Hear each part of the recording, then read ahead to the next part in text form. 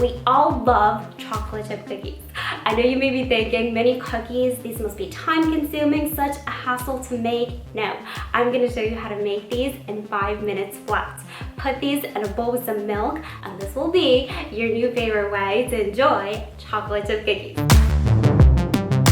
Okay, so we're going to start with some butter, which we're going to melt. We want a really soft, loose dough for these cookies, and you'll see why as we go along. If you were to cream the butter with the sugars, you would just get a regular traditional cookie dough, and we don't want that for this recipe. To that, I've gone ahead and added the vanilla extract and the sugars. If you're new to my channel, welcome. Make sure to subscribe and click that notification bell. I post new videos every week.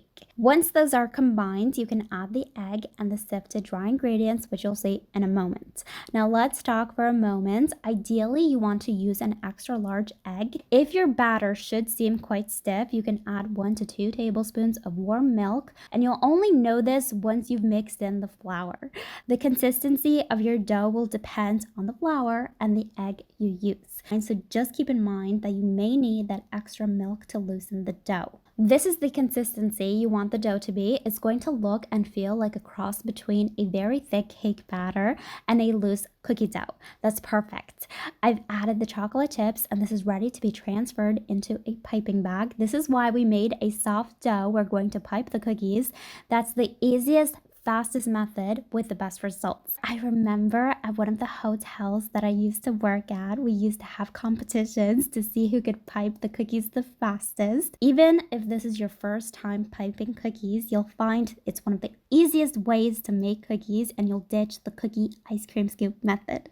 Try to make these roughly all the same size so they bake evenly, and leave some space between each cookie because these will spread out. Once you've piped out all your cookies, you're going to lightly, and I mean lightly, wet your hands and press the cookies down. Add some more chocolate chips on top and move on to piping the next sheet of cookies.